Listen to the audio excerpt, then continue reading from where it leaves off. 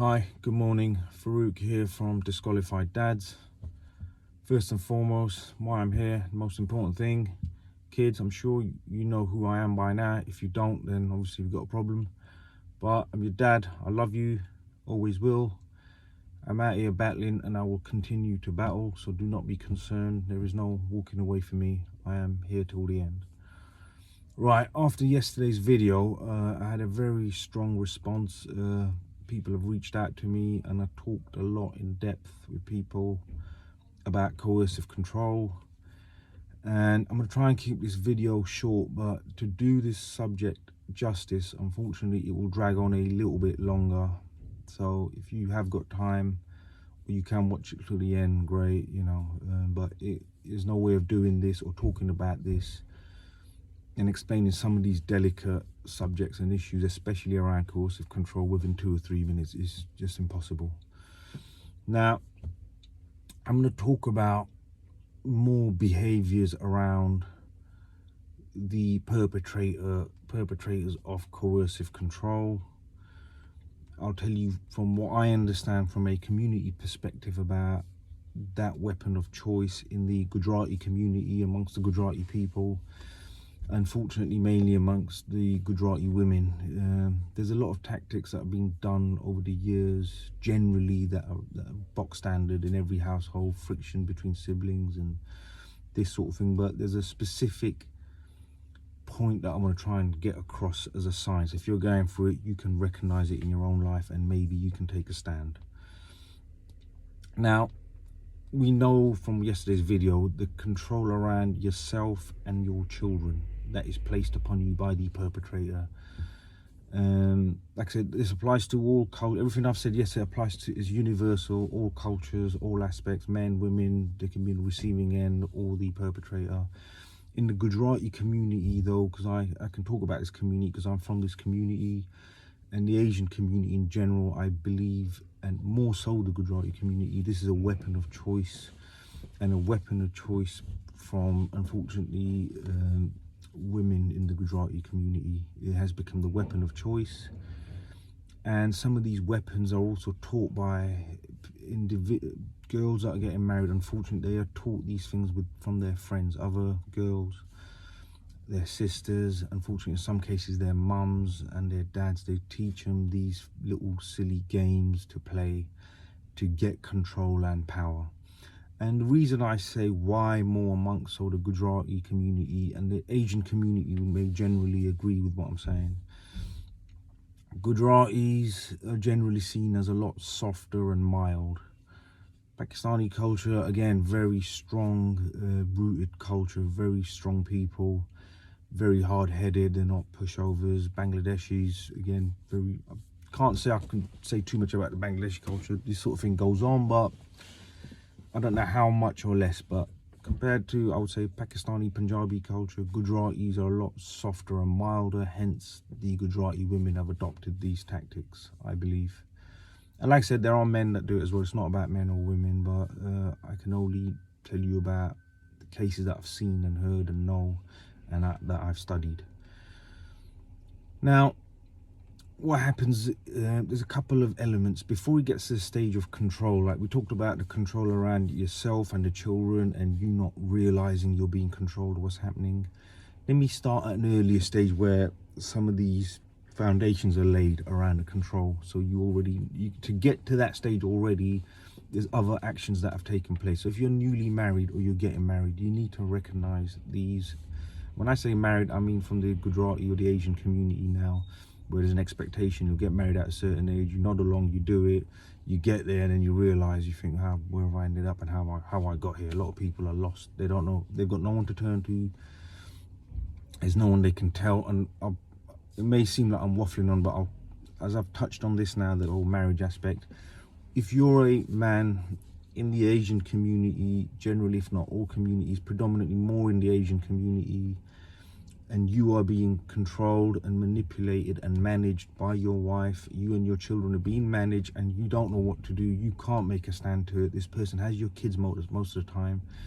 A lot of guys have to put their head down, toe the party line. You can't tell anyone. It is very hard to express this to anyone and tell someone your wife is controlling you in this community. It is unfortunately still unheard of. There's a lot of sexism around it. You'll be laughed at. I believe you will be laughed at by the community, by potentially your own family and friends. There's no one you can turn to and tell for real. It's a very lonely place to be. You are those who are in it know what I'm talking about. You are very much on your own. You can't tell your friends, you can't tell family, you can't tell elders. No one wants to know, no one wants to hear it. And when those that do hear it will potentially laugh at you, or you feel it is humiliating and embarrassing, I can tell you.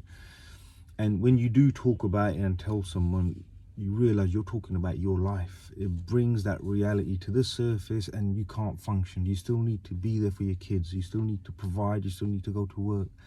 And in order to function, you just bury it, you tick along, don't rock the water sort of thing. Don't rock the boat sort of thing, and you go with it and you manage it best you can. But you very much know you're a prisoner in your own life.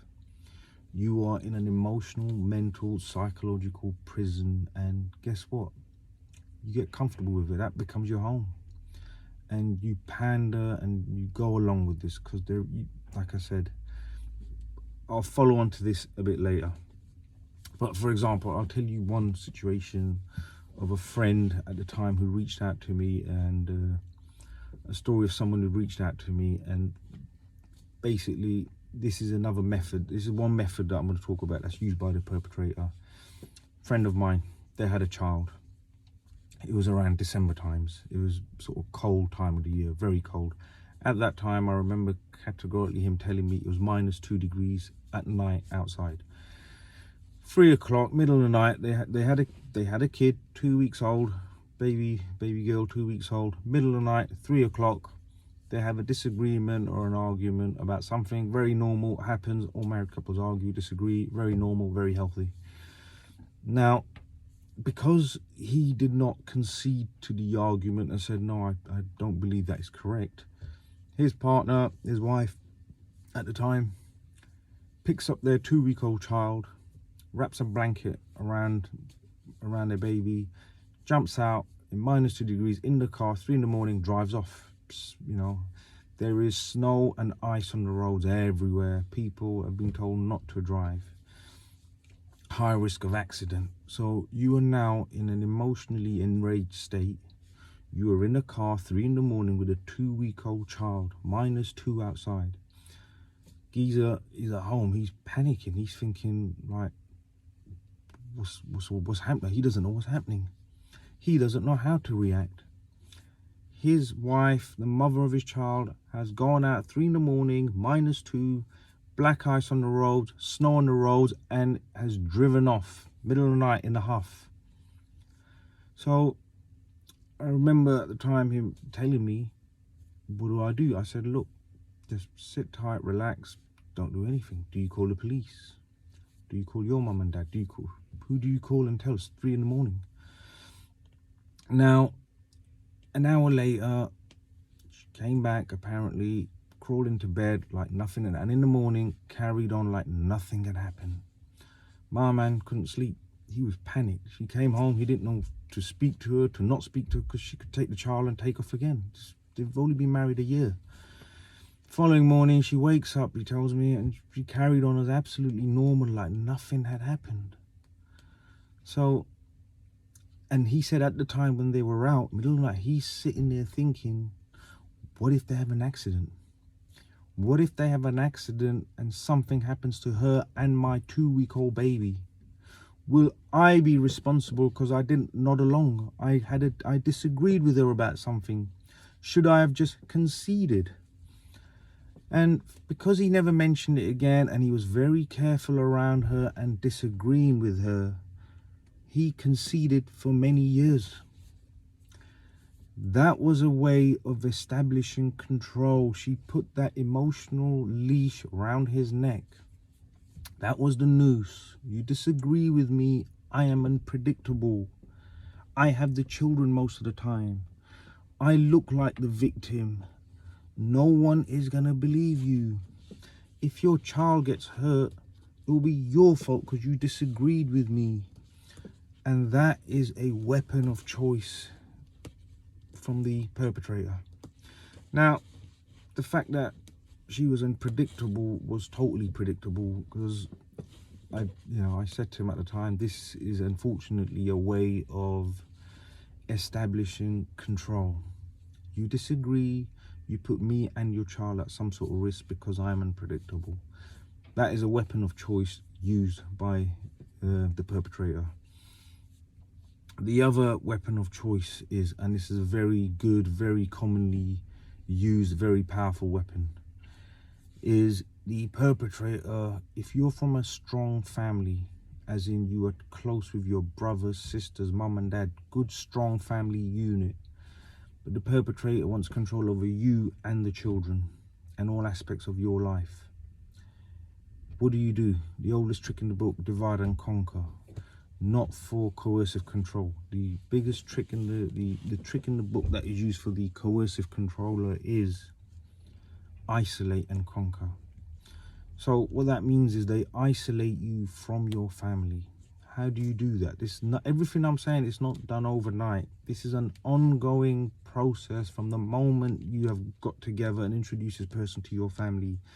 That's where it starts. And in the Gujarati and the Asian community, the people that generally I've found fall victim to this is those families who are not into playing games, who are just simple, down to earth, not into these petty, dramatic, they're not over dramatic, they come across as nice people.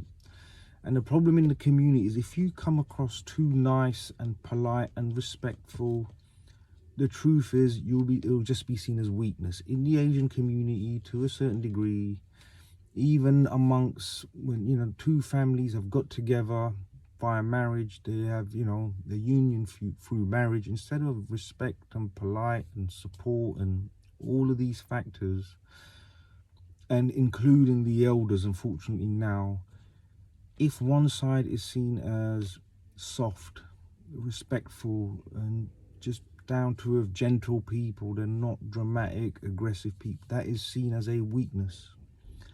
So what happens is, that's when you try and enforce control over that individual, because they come across as weak and from a weak family, a soft family.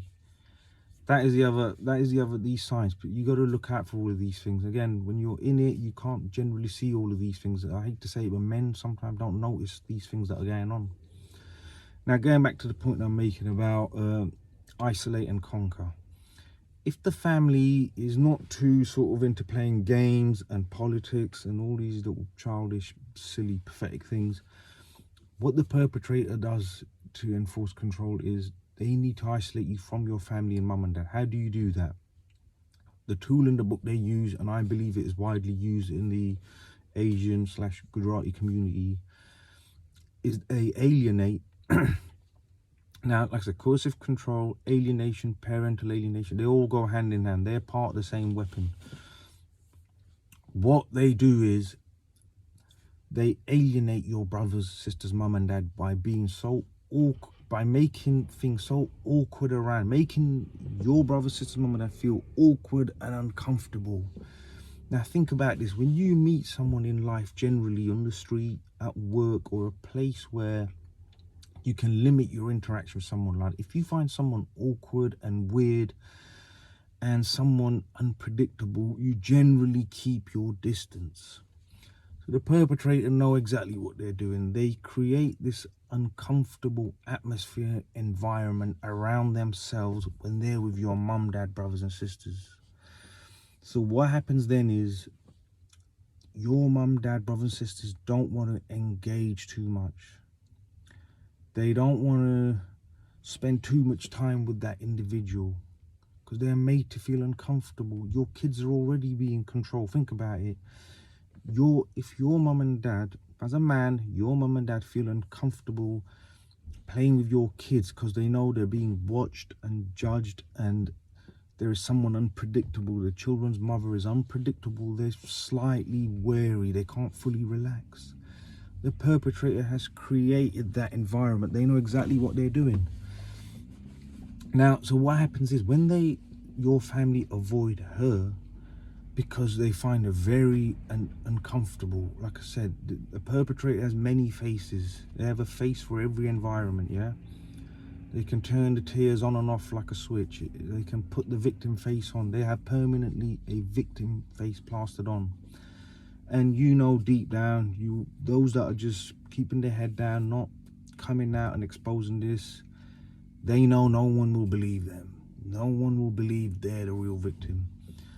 But look, we have to bring this out. We have to create awareness around this. So what they do is they alienate your family. Your family try and keep your distance from her because they feel uncomfortable and awkward and weird around her. That's what she's done. Indirectly, they are now distant from you. People don't realize you cannot be married to someone, have children with someone, and then have interactions with other people where they don't have interaction with your partner. So by default, you will have less contact with your family. You will have less contact with your mum and dad. You'll feel isolated. You're emotionally weaker. Now, when you're in a weaker position, think about this. You are more susceptible to being controlled. When you're emotionally weaker, you feel slightly isolated.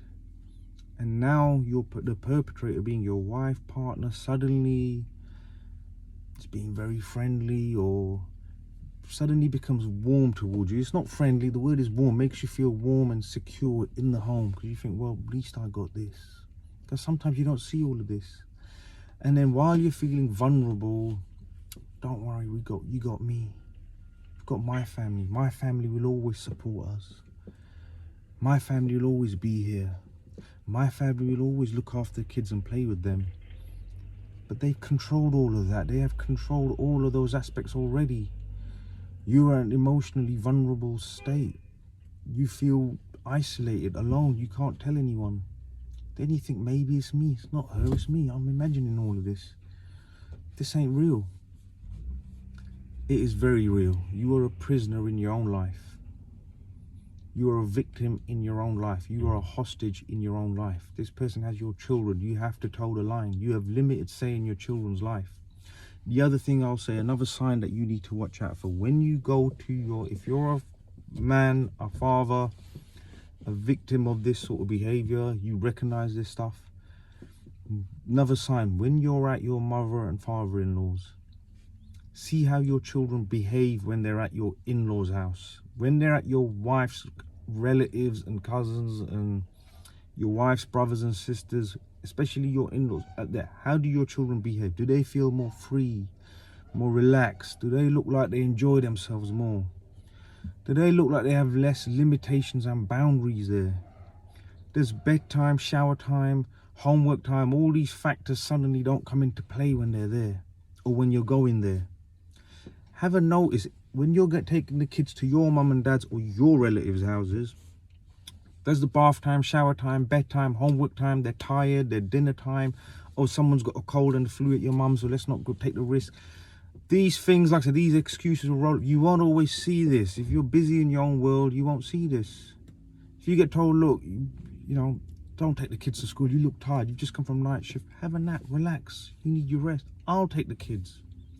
Another form. It's all a form of control. And if your kids are free and enjoying themselves at your mother-in-law and father-in-law's house, if you're a guy, you're a dad, and your children are a lot more free there, and you notice they're not the same at your relatives, your brothers and sisters, your mum and dad's house, that means your kids are being controlled. If they're a lot more reserved there, there's a reason they're reserved. There's a reason they are behaving like that. They are being controlled. Those relationships are being managed and controlled, so they have control over you and those kids. Now, this video has gone on for 19 minutes. I could continue talking. I'm going to put out a proper video on YouTube where we'll talk further in depth about coercive control. Everything I've just said is a standard practices in coercive control. This is straight out the handbook. And like I said, our community unfortunately has adopted it very well, you know, and elders unfortunately support this behavior as well. That's the problem. Now, I'm going to make a further video. We're going to go further in depth into coercive control, how much uglier it gets, and what I've just told you, the stuff that I've told you about, this is all very tame. This is standard stuff. People live with this every day. There's people living with this and as happy as anything because they don't even know what is happening. They believe that, you know, they've been rescued from their own family by this person and their family. There's men that have left their own families, that don't talk to their own families because they believe their partners, their wives, were done badly by their family. Mate, listen, you got to look deeper into all of these things. There's two sides to every story. You got to look deeper.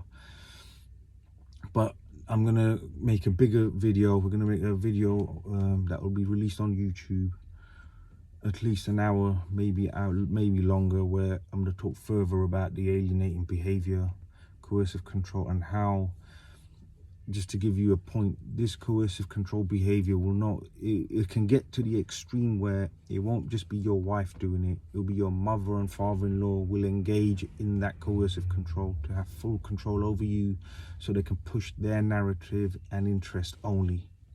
You will just be a passenger in your children's lives. That's the goal. You just provide money and you're a passenger.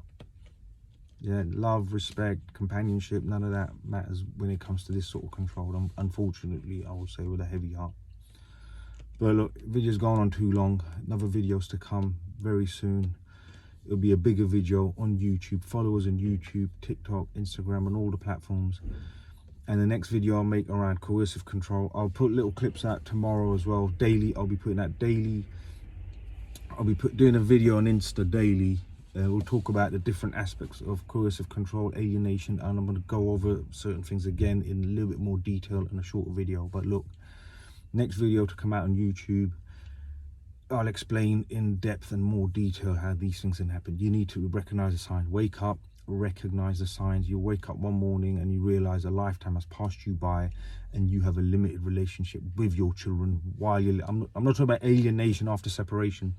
I'm talking about alienation while you're living there with them.